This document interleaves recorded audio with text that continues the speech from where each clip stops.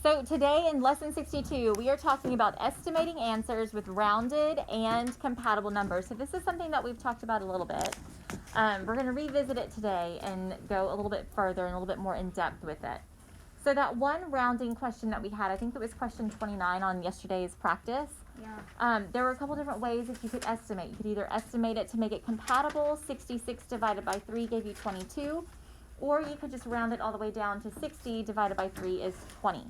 So there's a difference between rounded and compatible. Compatible means that it's easier to work with. They're numbers that work well together. Rounded is just either rounded to the tens, the tens, the ones, whatever place value you're rounding to. So if we're estimating answers, and it says estimate the product of 29 and 19, is the estimate going to be greater than or less than the actual product, and how do we know?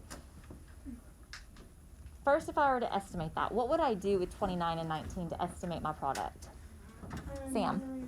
Round up. You round 29 to 30 and round up.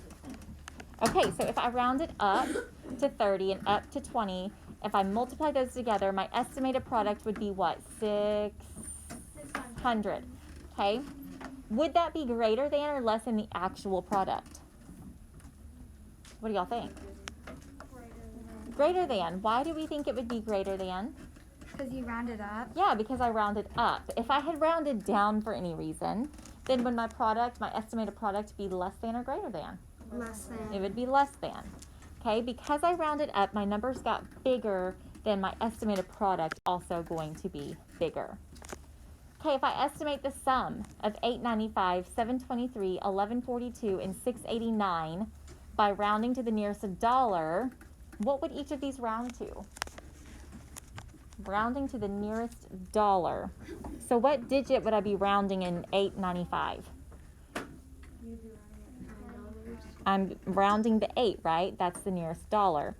In order to round that, I want to look directly to its neighbor. Because it's 5 or more, what happens to the 8? This changes to 9. Okay, 7.23, what does that round to? 7. 11.42 is 11. And 6.89 is 7. Good. Okay, so now I can get an estimated sum by adding up all of my rounded dollar amounts. So 9 plus 11 I know is 20. I'm pairing based on what I can do mentally. So 9 and 11 makes 20, plus 7 and 7 is 14. So what's my estimated answer going to be? $34. Right. Okay. Estimate the perimeter of this rectangle by first rounding its length and width to the nearest 10 millimeters.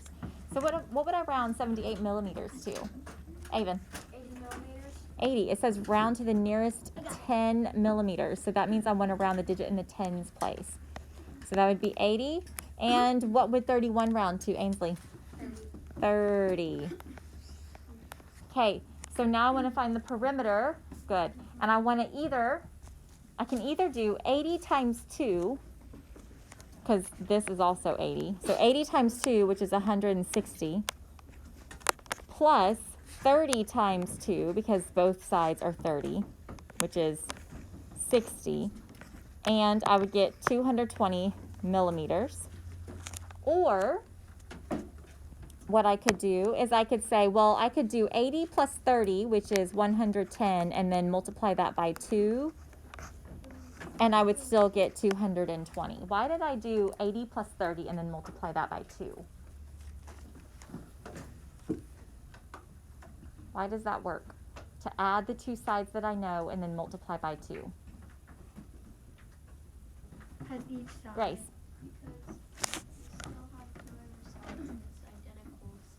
Yes. Yes, she said that I still have two sides left, and the other sides are identical, meaning I have two sets of parallel sides.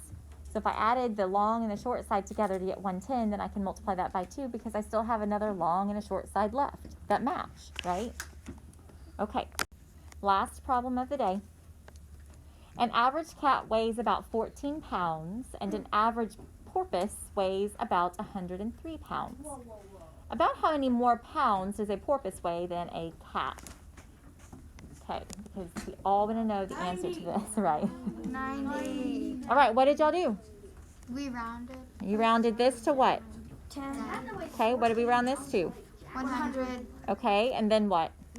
We subtracted 10 from 100. Okay, so we're going to say about 90 pounds. Okay? Are there any questions on that? Okay, well, what if I asked you about compatible numbers? We talked a little bit about it before we started. Compatible numbers. Anybody remember what I said compatible numbers are? Numbers that go well together. They work well together. Okay? So let's look at the lesson practice on page 432 for a minute. And I would like to look at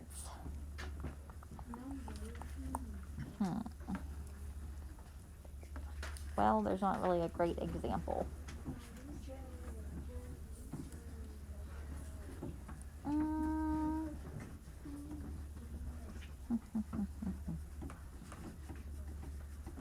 Okay, yeah, let's look at E, subtraction. So this is the lesson practice, and no, go back please. And it says 94 minus 25. Okay, if I wanted to estimate this, and I wanted to use compatible numbers, okay, I could just bump 94 up to what? 95, because I know that 5 minus 5 is going to leave me with nothing, right? So to make that a little bit more compatible with 25, I could do 95 minus 25. That's an easy 70. But what some people might be inclined to do is they might say, well, 94 is going to round down to 90, and then 90 minus 25. I can do that. But yes, can you do that? Will it be estimated? Yes. Is it as easy as using compatible numbers? 5s are super simple to work together. They're easy to subtract really quick.